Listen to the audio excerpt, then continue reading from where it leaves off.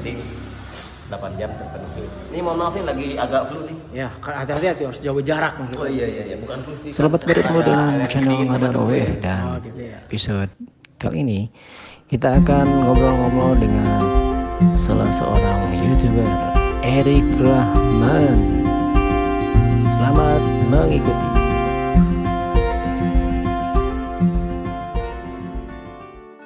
Alhamdulillah Pangestu Pak Hendri. Alhamdulillah. Cuma sama karena Pak Hendri. Alhamdulillah. Nah ini kita ngomong bahasa Sunda atau bahasa Bebas lah, Indonesia? campur aduk saja. Campur aduk aja ya.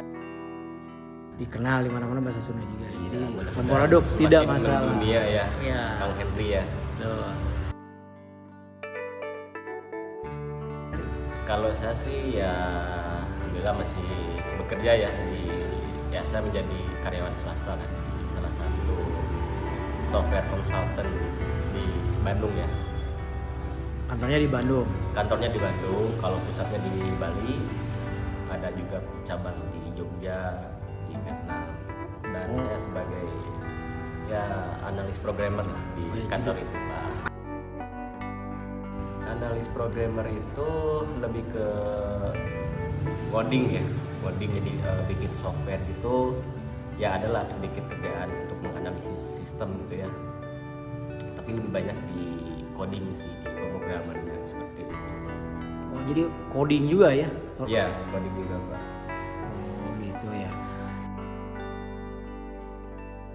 Lagi COVID gini sih di rumah dong Pak Hendri. Kan lagi ngetren nih, working from home alias WFH gitu. Oh, yes, ya. Tapi sebelumnya sih sebelum COVID juga kalau kantor sih udah nerapin WFH ya untuk sebagian karyawannya gitu. Jadi ya kita lebih ke fleksibel lah waktunya gitu. Oh gitu ya. Jadi dulu pun sebelum ada WFH kegiatannya kadang-kadang kerjaan bisa dikerjakan di rumah ya. Iya betul sekali. Dan sudah ada kebijakan seperti itu dari perusahaan. Kalau jam kerja sih ya diusahakan 8 jam sehari ya. Karena kan itu Standarnya. Iya Ya. standarnya ya. Ya tapi kan lebih fleksibel ya. Kita bisa mulai dari jam 5 habis subuh atau jam 6 atau jam 7. Kalau di kantor sih waktunya jam 7 sampai jam 4 ya jam kerjanya. Kalau saya sekarang lagi maintenance ya. Memaintain. Untuk salah satu klien ya mungkin ini nggak boleh disebutin di kliennya apa. Jadi sekarang Jadi sekarang lagi project maintenance aja ya. Kira-kira itu bagaimana tips-tipsnya dari Pak Erik, kan bisa sharing ke kita? Kok dengan pekerjaan Pak Erik sebagai programmer lah katakan seperti itu di bidang IT, tapi masih juga bisa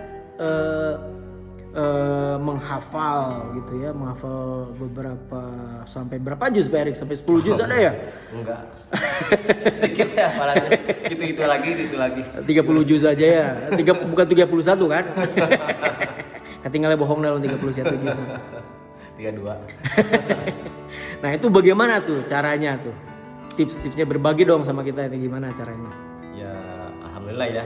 Ini juga menjadi kehormatan buat saya untuk ditunjuk menjadi imam gitu kan. Tapi kan nggak setiap sholat ya. Ya kadang kita gantian. Pak Hendri juga kadang jadi imam gitu kan. Ya awal-awal sih ditunjuk jadi imam dulu sekitar 2 tahun yang lalu ya. Karena kan dulu ya kan biasa kan saling nunjukkan karena di sini kan nggak ada imam tetap, jadi dan sebelum ada marabot juga saling tunjuk ya. Saya ya alhamdulillah sempat ditunjuk jadi imam, dan ya itu pertama kali perasaannya itu grogi, nervous gitu. Geter gitu. Keringet dingin gitu. Jadi walaupun ini tetap saja ada ya. Iya. Ngedek-dek pertama gitu. kali ngedek gitu. Ya alhamdulillah gitu kan. Karena sering itu jadi imam ya, jadi saya juga termotivasi untuk memperbaiki tajwid, untuk memperbaiki makhraj hurufnya, sifat hurufnya, terus juga dan termotivasi lagi untuk menambah hafalan kan, karena supaya yang dibaca tuh ya suratnya nggak itu aja gitu kan, Nggak falak binas aja ya. 3 kul aja gitu kan.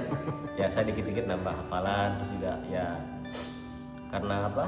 Saya juga kan dulu nggak bisa langgam ya, nggak bisa langgam, dan saya juga sempat googling juga apa itu langgam Al-Quran, itu kan ada langgam apa saja, karena kan saya dengar kan banyak kori-kori yang langgam itu atau irama Quran itu kan beda-beda ya. Nah, saya sempat cari, ternyata ada 7 langgam ya, ada bayati, ada nahawan, soba, ros, dan lupa lagi lah, pokoknya ada 7 ya. Dan awalnya saya tertarik ke langgam Kurdi ya, atau bayati ya, bayati Kurdi gitu.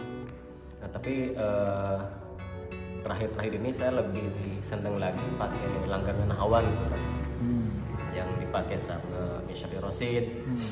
Nah tapi terakhir ini saya sering dengerin murotal dari Taki Malik ya, dari Taki Malik, karena menurut saya itu lebih mudah difahami dan ya lebih nyaman aja buat saya gitu, Pak Henry, seperti itu.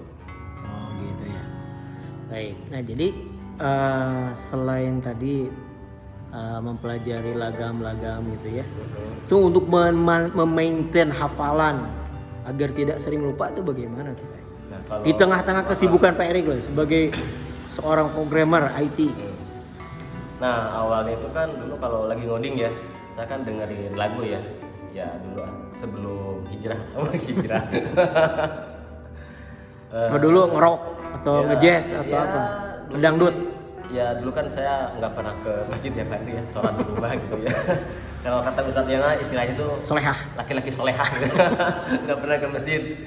Ya alhamdulillah gitu kan, ya Allah ngasih hidayah untuk ya hijrah, untuk memperbaiki sholat gitu kan, untuk memperbaiki ibadah, dan ya lebih cinta ke masjid gitu ya. Jadi setelah itu ya saya lebih sering mendengarkan murotal Al-Quran gitu, di headset Sambil bekerja. Iya sambil bekerja.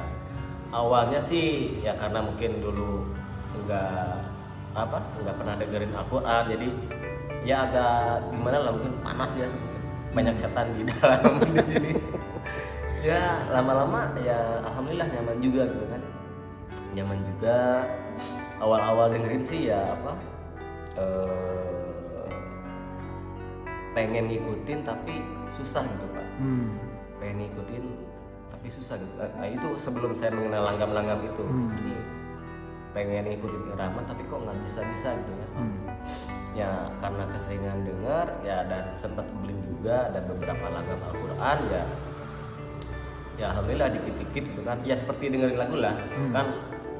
Kalau Karena kita sering denger dikit-dikit kan, ada yang nempel, ada yang pas kita itu langsung langsung keluar lah. Nah, Jadi dengan metode listening lah ya, Ya, kalau listening. kerennya mah. Jadi sering mendengarkan maka hafalan akan terjaga ya. Iya, seperti itu. Gitu. Dan tentunya sering juga membaca Quran ya, tilawah Insya Allah, begitu ya. Insya Allah. Jadi kalau sering tilawah dan juga sering mendengarkan, itu salah satu cara untuk menhafiz ya. Menjaga kan? Menjaga Ya ya. menghafiz itu kan berarti menjaga artinya. Menjaga hafalan agar Betul sekali. Oke, Dan kalau buat saya pribadi sih dengan mendengarkan langsung itu lebih enak sih buat menghafal. Ya awalnya saya hafal surat apa ya gitu dulu, Al-Qiyamah kalau salah. Itu kan saya dulu sering dengerin murotalnya siapa? Sudais. Ustadz Hanan Ataki. Oh, nanti. Hanan Ataki. Nah itu saya dengerin aja selama kurang lebih sebulan, setiap hari itu aja saya dengerin satu surah Al-Qiyamah. Lama-lama ya alhamdulillah hafal dari segi bacaannya, dan juga dari segi langgamnya juga ya dikit-dikit bisa meniru lah, meskipun nggak sebagus Ustadz Hanan lagi ya, tapi dikit-dikit bisa meniru gitu. Dan kalau sekarang sih ya saya lebih seneng dengerinnya murotalnya Taki Malik, karena lebih enak lah buat saya pribadi seperti itu. Oke. Nah, jadi salah satu cara sekali lagi di tengah kesibukan adalah dengan sering mendengarkan dan mengisi di salah-salah waktu dengan membaca Quran. Begitu ya, Pak Erik ya? Betul. Nah, ini kan pelajaran buat yang lain, tidak tidak ada alasan karena kita sibuk bekerja kemudian kita jadi tidak sempat membaca dan menghafalkan Al-Quran ya, seperti itu ya. Betul sekali. Jadi siapapun sebetulnya bisa, betul Pak Erik? Bisa sekali. Jadi tips-tipsnya buat yang lain yang gimana nih, buat pemirsa tips-tipsnya. Kalau yang saya rasakan sendiri ya Pak Henry ya, tips-tipsnya itu ya apa? Ya yang pertama sih ya harus diniatkan karena Allah ya. Itu yang pertama. Yang kedua apa ya? Ya kalau saya sendiri sih ya paling daripada dengerin lagu ya mendingan dengerin murotal gitu kan, karena selain bisa menambah hafalan juga bisa memperbaiki bacaan kita, memperbaiki langgam irama Qurannya, terus juga ya insya Allah bisa lebih memberikan pahala kan.